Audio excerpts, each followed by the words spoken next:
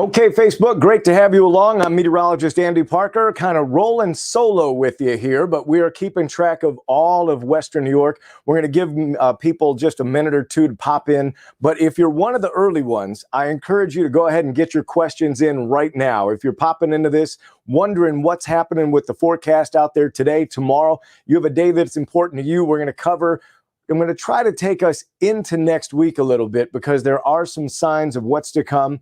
The cold weather doesn't last the whole time. There's the spoiler alert. Those of you that love winter and those of you that are tired of the snow, most folks will probably see it get out of here by the time we get to Wednesday afternoon. That said, again, we welcome you to the live stream here. No matter how you're getting us, whether you're finding us on your phone, your PC at work, happy to serve you during the day here before we turn around and do all this for the television set. So we'll let some people kind of filter in, and then we'll get going, take some questions. The first thing I'm going to show you is the view of downtown. And we'll go ahead and bring that in right now. This will be a fun one. Let's pop that in. Here's the view, and then what we're going to do is give you the time lapse. Boy, the skies look threatening in the city, but they're really not doing much. You can see it's a few light rain, snow mixes, but that's really about all we've got to worry about at this point in time in and around the city of Buffalo. This is the profile that we have right now. And again, that dark cloud kind of hanging over the city, not really doing a lot as far as anything in the way of precipitation, but it is just giving it that cold gray feel to Western New York. And certainly it's not a pleasant picture to have once we start looking out the window, but we are in November and things are heading that direction. And as you can see on 7 Super Doppler here, we are watching some activity a little bit less to the north than down near the Pennsylvania line. I think we're going to get another coating if you're in southern area, Chautauqua and Cattaraugus County. All right, here we go. We've got one. Let's go ahead and take Danny right out of the gate. Saturday is opening day of shotgun season. Are you going to have snow? It depends on where you're shooting, Danny. If you're in the southern tier, I think you're going to get some snow coming in Thursday night and Friday. So there might be some stuff on the ground for you there as we begin. What is the temperature look like Saturday in Niagara County? You're getting married. Well, Andrew, first and foremost, congratulations. And it does look like you're going to have a temperature right around 40 degrees, but it's looking like a good day in Niagara County as we're going to be in between weather systems. So we've got you there.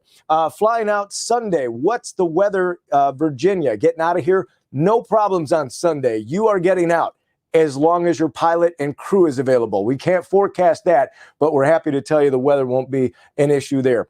Weekend forecast in Olean, looking good for Olean for the weekend. I think we're in really good shape. Again, we'll be exiting one weather system, going into another one. Everybody's like, there we go, congratulations, Andrew.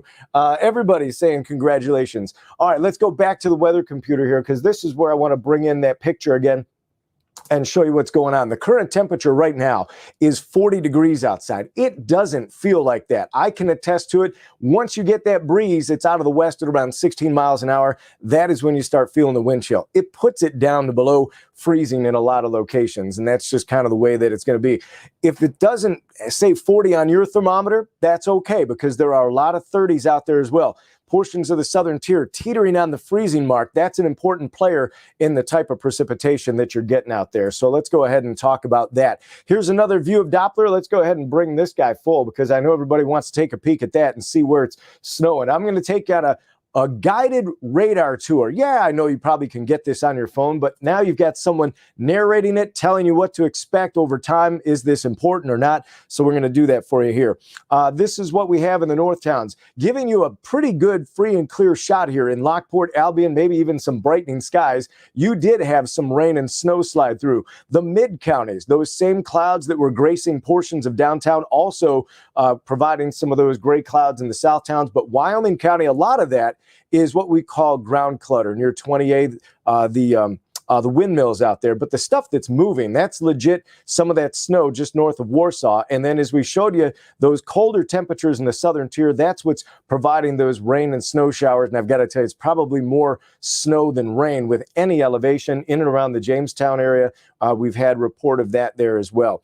Let's go ahead here. Jennifer says, will we get a lot of inches on Wednesday? No, Wednesday is not the day, Jennifer, but hang out for about another minute. I'm going to get to all of that there. Here she goes. Hope the pilot and crew will be available. So do we. So now let's go ahead and widen this out. There's a picture of the entirety of Western New York. If you're just joining us and you saw those folks get their questions in, we're taking yours as well. Anytime you want to pop them in, we're watching. And we'll try to answer them as immediately as possible. So now let's pull this out. We're not the only ones in this situation. All the lakes are lit up. Some of them have lake effect bands that cross one lake, then another one, and then back here. That's kind of what we're finding as you look to the west of us over portions of southern Ontario. And that is what's going to keep us active through the evening hours here with more rain and snow.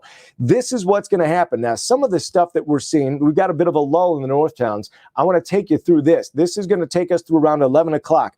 And you're going to notice that the trajectory here, the angle this takes, comes across Lake Erie and gets some of the deeper south towns, the southern tier sites of Jamestown, Bradford, Olean, and Wellsville. This is through Monday night. Now you can see through Tuesday morning, still meandering, wobbling through there. Not a very strong lake band, but it's going to be a marginal event, but enough that it will coat the ground with more white. And then as we move into the afternoon hours, you're going to watch this begin to kind of move towards the city, but really fade away. The shoreline of Lake Ontario may end up with some rain showers right along the immediate shoreline, and that's the way we're kind of looking there. I want to show you down in the southern tier. If you're wondering how close ski season is, well, nobody's saying that this is coming today, tomorrow, but they are coated. They're likely to lose a lot of this by the time we get to Wednesday, and I'll show you why, because here's where we pull this out and go into a little bit more detail. There we go. We'll bring myself back in. And what you're going to notice by Tuesday at 8 o'clock, there's really not much left. These are the snow totals that we're working with here. Again, if you're out towards the Batavia way tonight into tomorrow, there isn't a whole lot to work with. Maybe an inch or two on some of the hills of the southern tier, but we're not really looking at a big hit. It will be enough to, again, make for a slick morning commute as you get going into Tuesday morning, but then a lot of this will be gone, and I'll show you why as we bring in that 7-day forecast. There it is through Tuesday morning, the complete picture. Again, a couple of inches, mainly on the hills, on that angular trajectory, the hills of Jamestown around Route 60, Bradford, Ellicottville will get coated. I just showed you their picture. They're going to get another shot, and it isn't even man-made stuff. Now, the next 3 days holds kind of the key to who stays white and who doesn't. You can see most folks are going to have some snow on the ground for Tuesday morning. But by the afternoon, with just a little bit of that November sun, it's still going to be able to melt a lot of that off. And then Wednesday, if the sun doesn't get it, it's going to melt off just from the temperatures, because the temperatures are going up and they're going to stay there through the overnight. That's a bigger deal. So even if you have maybe a smattering on the lawn in a shady spot, it is gone, guaranteed in the north towns. You're back to, I was going to say green grass, but more likely you're back to leaves in the situation. Let's go ahead. Brian just got one in here. We'll put him in. He's got his cat with him there. So Brian wants to know the weather in Warsaw for tomorrow. You're looking at temperatures in maybe the upper 30s to low 40s, a brisk wind in Warsaw. But as far as snow showers, we're kind of going to put those away. So that's the good news here. All right, let's go ahead and bring in the rest of this forecast. I'm going to throw the bomb here. My Josh Allen, we're going deep into this 10-day forecast because there's some trends in here that we're sensing right now. And what you're going to notice in here is that your temperatures go up for midweek and then they're coming back down. You can see them. Thursday still at 52, but that's the day where we go from rain back to snow. I think we're going to end up with some lake effect as we move through the evening hours of Friday, and then that sets the stage for the weekend. Now, the weekend switches direction again. You can see the temperatures back in the mid-40s. I'm going to think it's pretty quiet around here. And then next week, this is the part that we're watching. Temperatures take a nosedive. We're going to get the right wind direction to set the stage for a lake effect event there. And I know it's down the pike, but we're spotting these. So if you're looking for the snow, we've got one Thursday to Friday, and then another one as we exit the weekend into next week. All right, so what do we have here? Cheryl, thank you very much. We appreciate you tuning in today. What about the temperature in East Aurora tomorrow? You're probably going to be in the low 40s in East Aurora, but again, the breeze will make it feel a little cooler than that. And Brian says, thank you very much. Hey, we're here to serve. When we're doing the 6 o'clock news, they don't give us quite as much time and they don't let us put your comments on the screen. That could come in a few years anyway. But for now, we're trying to serve that here, and we're happy to do it. Whether you guys are watching on the small screen on your iPhones or your Androids or your computers, your tablet, however you're getting the forecast, we're happy to be the ones providing it to you there. So we appreciate that very much. That's a look at that 10-day forecast. I will take you guys back, and let me pop this up here. Let's get rid of this guy here. We're going to remove... there we go. And again, this is what we've got going on. I will say that the stuff over portions of southern Ontario is going to take an angle that will affect anywhere from Springville over to Silver Creek and then down. And because those temperatures are trending lower, it's setting the stage for what is going to be some of that snowy stuff. Now, tonight, as the numbers lower, even if you have slush in the driveway, it's going to freeze. So I would expect that by Tuesday morning, we're going to have some icy patches. Even if you don't receive more in the way of snowfall and accumulation, watch out for the black ice in any areas that have had slush on them. It's going to freeze up tonight.